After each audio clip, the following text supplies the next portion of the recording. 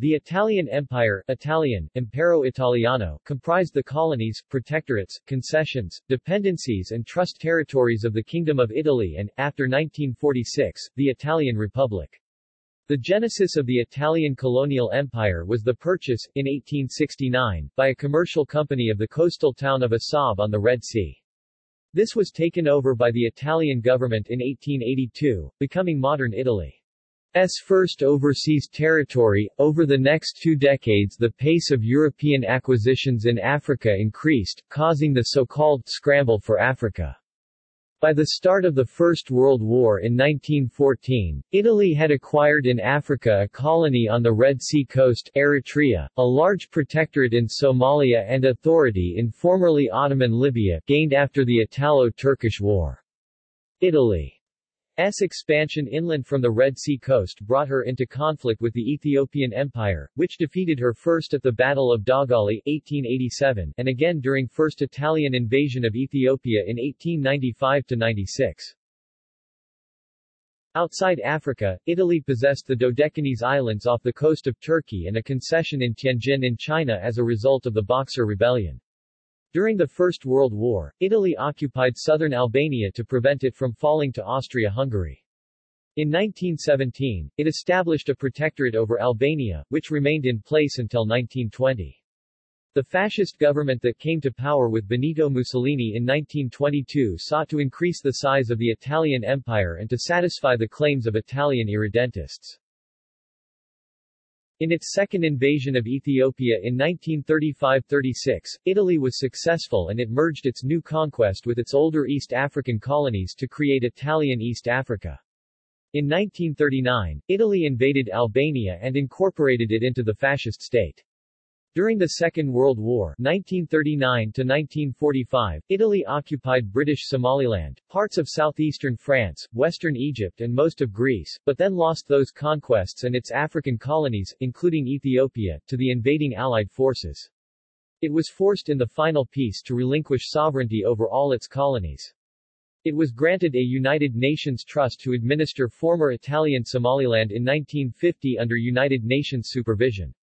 When Somalia became independent in 1960, Italy's 8-decade experiment with colonialism had ended. History. Scramble for an empire. The unification of Italy brought with it a belief that Italy deserved its own overseas empire, alongside those of the other powers of Europe, and a rekindling of the notion of mare nostrum. However, Italy had arrived late to the colonial race, and its relative weakness in international affairs meant that it was dependent on the acquiescence of Britain, France and Germany towards its empire building. Italy had long considered the Ottoman province of Tunisia, where a large community of Tunisian Italians lived, within its economic sphere of influence. It did not consider annexing it until 1879, when it became apparent that Britain and Germany were encouraging France to add it to its colonial holdings in North Africa. A last-minute offer by Italy to share Tunisia between the two countries was refused, and France, confident in German support, ordered its troops in from French Algeria, imposing a protectorate over Tunisia in May 1881 under the Treaty of Bardo. The shock of the Tunisian bombshell, as it was referred to in the Italian press, and the sense of Italy's isolation in Europe, led it into signing the Triple Alliance in 1882 with Germany and Austria-Hungary. Italy's search for colonies continued until February 1886, when, by secret agreement with Britain, it annexed the port of Massawa in Eritrea on the Red Sea from the crumbling Egyptian Empire. Italian annexation of Massawa denied the Ethiopian Empire of Johannes IV an outlet to the sea and prevented any expansion of French Somaliland. At the same time, Italy occupied territory on the south side of the Horn of Africa, forming what would become Italian Somaliland. However, Italy coveted Ethiopia itself and, in 1887, Italian Prime Minister Agostino de Pretis ordered an invasion. This invasion was halted after the loss of 500 Italian troops at the Battle of Dogali. De Pretis' successor, Prime Minister Francesco Crispi signed the Treaty of Wuchale in 1889 with Menelik II, the new emperor. This treaty ceded Ethiopian territory around Massawa to Italy to form the colony of Eritrea, and, at least, according to the Italian version of the treaty, made Ethiopia an Italian protectorate. Relations between Italy and Menelik deteriorated over the next few years until the First Italo-Ethiopian War broke out in 1895, when Crispi ordered Italian troops into the country. Vastly outnumbered and poorly equipped, the result was a decisive defeat for Italy at the hands of Ethiopian forces at the Battle of Adwa in 1896. The Ethiopians were supported by Russian advisors and equipment, as well as by a unit of Russian volunteers. The death toll was 6,889, including 4,133 Italians. The Ethiopians counted at least 4,000 dead and 10,000 wounded. Total Italian, Eritrean, and Somali deaths, including those from disease, were estimated at 9,000. On 7 September 1901, a concession in Tientsin was ceded to the Kingdom of Italy by Imperial China. It was administered by the Italian consul in Tientsin. Several ships of the Italian Royal Navy, Regia Marina, were based at Tientsin. A wave of nationalism that swept Italy at the turn of the 20th century led to the founding of the Italian Nationalist Association, which pressed for the expansion of Italy's empire. Newspapers were filled with talk of revenge for the humiliations suffered in Ethiopia at the end of the previous century, and of nostalgia for the Roman era. Libya, it was suggested, as an ex-Roman colony, should be taken back to provide a solution to the problems of southern Italy's population growth. Fearful of being excluded altogether from North Africa by Britain and France, and mindful of public opinion, Prime Minister Giovanni Giolitti ordered the declaration of war on the Ottoman Empire, of which Libya was part, in October 1911.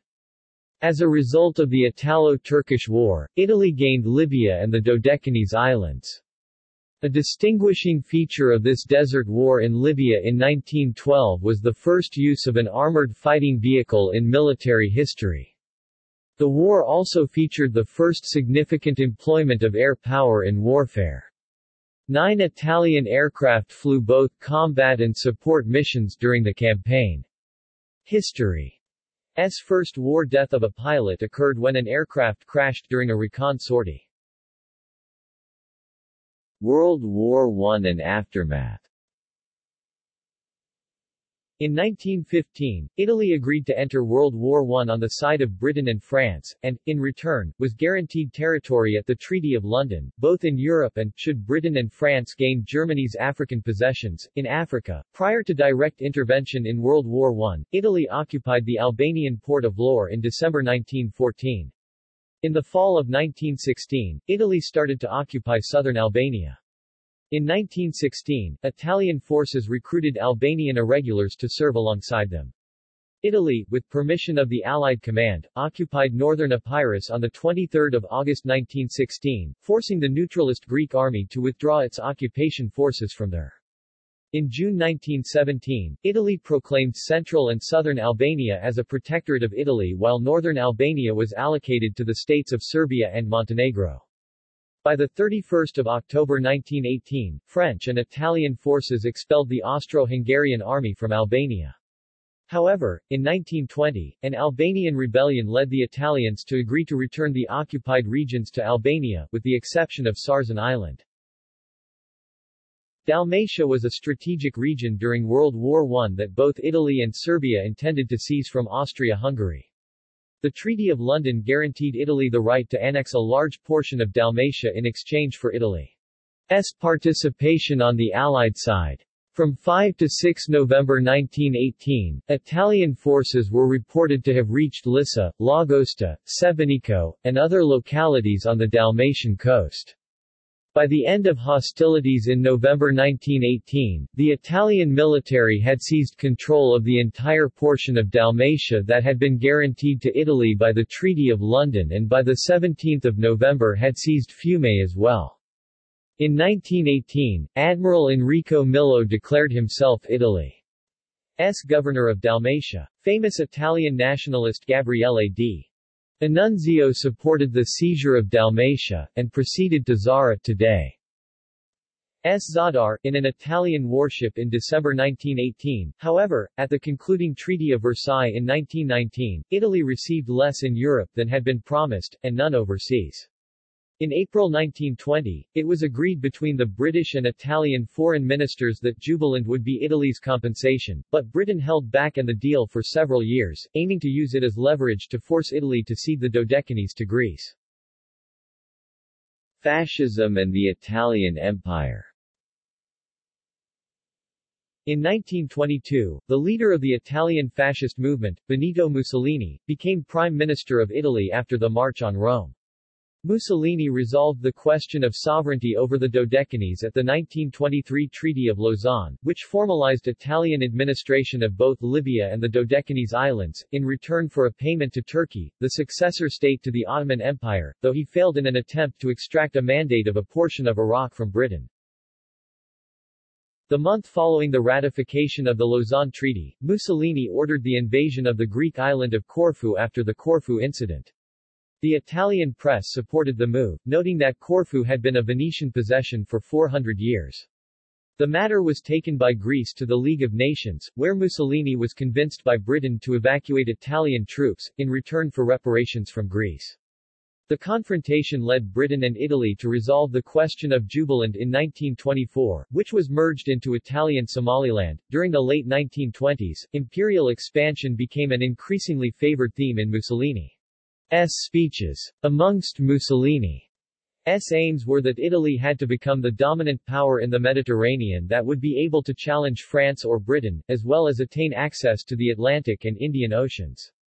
Mussolini alleged that Italy required uncontested access to the world's oceans and shipping lanes to ensure its national sovereignty. This was elaborated on in a document he later drew up in 1939 called The March to the Oceans, and included in the official records of a meeting of the Grand Council of Fascism. This text asserted that maritime position determined a nation's independence. Countries with free access to the high seas were independent, while those who lacked this, were not. Italy, which only had access to an inland sea without French and British acquiescence, was only a semi-independent nation, and alleged to be a prisoner in the Mediterranean. The bars of this prison are Corsica, Tunisia, Malta, and Cyprus. The guards of this prison are Gibraltar and Suez. Corsica is a pistol pointed at the heart of Italy, Tunisia at Sicily. Malta and Cyprus constitute a threat to all our positions in the eastern and western Mediterranean. Greece, Turkey, and Egypt have been ready to form a chain with Great Britain and to complete the politico-military encirclement of Italy. Thus Greece, Turkey, and Egypt must be considered vital enemies of Italy's expansion. The aim of Italian policy, which cannot have, and does not have continental objectives of a European territorial nature except Albania, is first of all to break the bars of this prison. Once the bars are broken, Italian policy can only have one motto, to march to the oceans. In the Balkans, the fascist regime claimed Dalmatia and held ambitions over Albania, Slovenia, Croatia, Bosnia and Herzegovina, Vardar Macedonia, and Greece based on the precedent of previous Roman dominance in these regions. Dalmatia and Slovenia were to be directly annexed into Italy while the remainder of the Balkans was to be transformed into Italian client states. The regime also sought to establish protective patron-client relationships with Austria, Hungary, Yugoslavia, Romania, and Bulgaria. In both 1932 and 1935, Italy demanded a League of Nations mandate of the former German Cameroon and a free hand in Ethiopia from France in return for Italian support against Germany. See Stresa Front. This was refused by French Prime Minister Édouard Herriot, who was not yet sufficiently worried about the prospect of a German resurgence. The failed resolution of the Abyssinia crisis led to the Second Italo-Ethiopian War, in which Italy annexed Ethiopia to its empire. Italy's stance towards Spain shifted between the 1920s and the 1930s.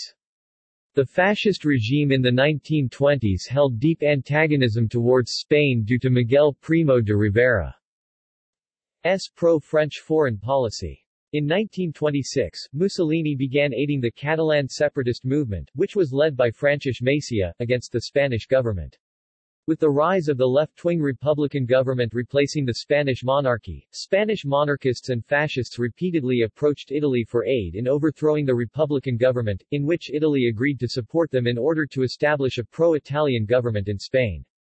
In July 1936, Francisco Franco of the nationalist faction in the Spanish Civil War requested Italian support against the ruling Republican faction, and guaranteed that, if Italy supported the nationalists, future relations would be more than friendly, and that Italian support would have permitted the influence of Rome to prevail over that of Berlin in the future politics of Spain.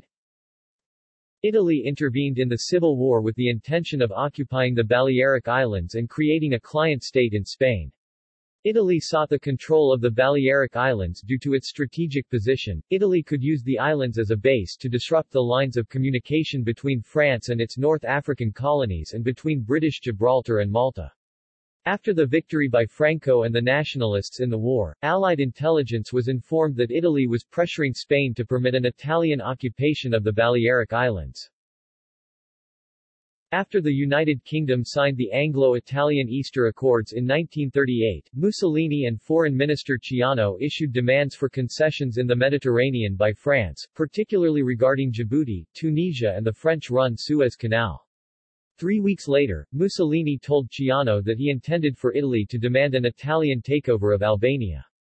Mussolini professed that Italy would only be able to breathe easily if it had acquired a contiguous colonial domain in Africa from the Atlantic to the Indian Oceans, and when 10 million Italians had settled in them. In 1938, Italy demanded a sphere of influence in the Suez Canal in Egypt, specifically demanding that the French-dominated Suez Canal Company accept an Italian representative on its board of directors. Italy opposed the French monopoly over the Suez Canal because, under the French-dominated Suez Canal Company, all Italian merchant traffic to its colony of Italian East Africa was forced to pay tolls on entering the canal. In 1939, Italy invaded and captured Albania and made it a part of the Italian Empire as a separate kingdom in personal union with the Italian crown. The region of modern-day Albania had been an early part of the Roman Empire, which had actually been held before northern parts of Italy had been taken by the Romans, but had long since been populated by Albanians, even though Italy had retained strong links with the Albanian leadership and considered it firmly within its sphere of influence.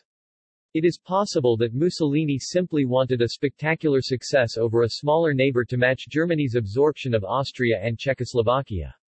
Italian King Victor Emmanuel III took the Albanian crown, and a fascist government under Shqevërlesi was established to rule over Albania. World War II. Mussolini entered World War II on the side of Adolf Hitler with plans to enlarge Italy's territorial holdings. He had designs on an area of western Yugoslavia, southern France, Corsica, Malta, Tunisia, part of Algeria, an Atlantic port in Morocco, French Somaliland and British Egypt and Sudan. Mussolini also mentioned to Italo Balbo his ambitions of capturing British and French territories in the Cameroons and founding an Italian Cameroon, in the hope that Italy could establish a colony on the Atlantic coast of Africa. On 10 June 1940, Mussolini declared war on Britain and France. Both countries had been at war with Nazi Germany since September of the previous year. In July 1940, Italian Foreign Minister Count Ciano presented Hitler with a document of Italy's demands that included, the annexation of Corsica, Nice, and Malta, protectorates in Tunisia and a buffer zone in Algeria, independence with Italian military presence and bases in Lebanon, Palestine, Syria, and Transjordan, as well as expropriation of oil companies in those territories, military occupation of Aden, Param and Socotra, Cyprus given to Greece in exchange for Corfu and Chamoria given to Italy. Italy is given British Somaliland, Djibouti, French Equatorial Africa up to Chad, as well as Ciano adding at the meeting that Italy wanted Kenya and Uganda as well. Hitler accepted the document without any comment. In October 1940, Mussolini ordered the invasion of Greece from Albania, but the operation was unsuccessful. In April 1941, Germany launched an invasion of Yugoslavia and then attacked Greece. Italy and other German allies supported both actions. The German and Italian armies overran Yugoslavia in about 2 weeks and, despite British support in Greece, the Axis troops overran that country by the end of April. The Italians gained control over portions of both occupied Yugoslavia and occupied Greece. A member of the House of Savoy, Prince Amenei, 4th Duke of Aosta, was appointed king of the newly created independent state of Croatia. During the height of the Battle of Britain, the Italians launched an attack on Egypt in the hope of capturing the Suez Canal. By 16 September 1940, the Italians advanced 60 miles across the border. However, in December, the British launched Operation Compass and, by February 1941, the British had cut off and captured the Italian 10th Army and had driven deep into Libya. A German intervention prevented the fall of Libya and the combined Axis attacks drove the British back into Egypt until summer 1942, before being stopped at El Alamein. Allied intervention against Vichy French-held Morocco and Algeria created a two-front campaign. German and Italian forces entered Tunisia in late 1942 in response, however forces in Egypt were soon forced to make a major retreat into Libya. By May 1943, Axis forces in Tunisia were forced to surrender.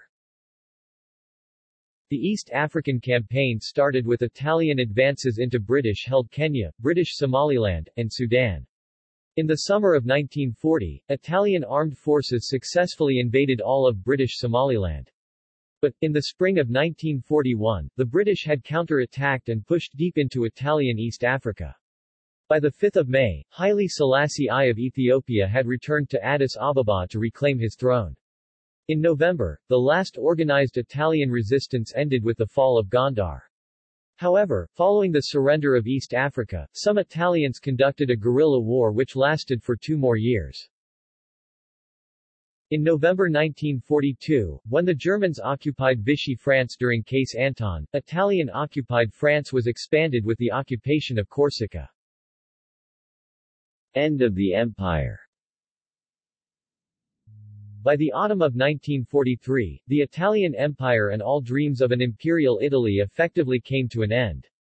On 7 May, the surrender of Axis forces in Tunisia and other near-continuous Italian reversals, led King Victor Emmanuel III to plan the removal of Mussolini. Following the invasion of Sicily, all support for Mussolini evaporated. A meeting of the Grand Council of Fascism was held on 24 July, which managed to impose a vote of no confidence to Mussolini. The Duce was subsequently deposed and arrested by the king on the following afternoon.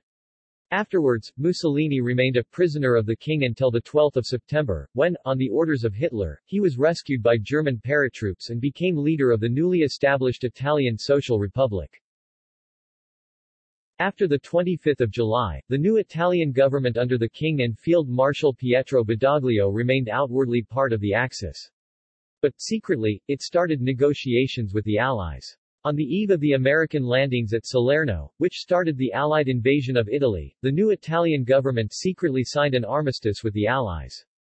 On 8 September, the armistice was made public. In Albania, Yugoslavia, the Dodecanese, and other territories still held by the Italians, German military forces successfully attacked their former Italian allies and ended Italy's rule. During the Dodecanese campaign, an Allied attempt to take the Dodecanese with the cooperation of the Italian troops ended in total German victory. In China, the Imperial Japanese Army occupied Italy's concession in Tientsin after getting news of the armistice. Later in 1943, the Italian Social Republic formally ceded control of the concession to Japan's puppet regime in China, the reorganized National Government of China under Wang Jingwei. In 1947, the Italian Republic formally lost all her overseas colonial possessions as a result of the Treaty of Peace with Italy. There were discussions to maintain Tripolitania, a province of Italian Libya, as the last Italian colony, but these were not successful. In November 1949, Italian Somaliland was made a United Nations Trust territory under Italian administration. This lasted until 1 July 1960, when Italian Somaliland was granted its independence and, together with British Somaliland, formed the Somali Republic. See also: Timeline of the Italian Empire. References. Notes. Bibliography. Clodfelter, M. 2017. Warfare and Armed Conflicts, A Statistical Encyclopedia of Casualty and Other Figures, 1492-2015, 4th ed. Jefferson, North Carolina, McFarland. ISBN 978-0786474707. Betts, Raymond 1975. The False Dawn, European Imperialism in the 19th Century. University of Minnesota. Barker, A. J. 1971. The Rape of Ethiopia. Ballantine Books. Bosworth, R. J. B. 2005. Mussolini's Italy, Life Under the Fascist Dictatorship, 1915-1945. Penguin Books. Calvo Corisi, Peter 1999. The Penguin History of the Second World War. Penguin. Dixon, Keith 2001. World War II for Dummies. Wiley Publishing, Inc. Fry, Michael 2002. Guide to International Relations and Diplomacy. Continuum International Publishing Group. Howard, Michael 1998. The Oxford History of the Twentieth Century, Oxford University Press. Jowett, Philip 1995. Axis Forces in Yugoslavia 1941-45. Osprey Publishing. Jowett, Philip 2001. The Italian Army 1940-45 2, Africa 1940-43. Osprey Publishing. Killinger, Charles 2002. The History of Italy. Greenwood Press. Lowe, C.J. 2002. Italian Foreign Policy 1870-1940. Routledge. Mauri Arnaldo 2004. Eritrea's Early Stages in Monetary and Banking Development. International Review of Economics. Volume. L.I.N. 4, pp. 547-569, 1. Maurizio Marinelli, Giovanni Andernino, Italy's Encounter with Modern China, Imperial Dreams, Strategic Ambitions, New York, Palgrave Macmillan, 2014. Pakenham, Thomas 1992. The Scramble for Africa, White Man's Conquest of the Dark Continent from 1876 to 1912. New York, Perennial. ISBN 9780380719990. Patman, Robert G. 2009. The Soviet Union in the Horn of Africa, The Diplomacy of Intervention and Disengagement. Cambridge University Press. External links. In Italian, Atlas of Italian Colonies, written by Baratta Mario and Vicintin Luigi in 1928.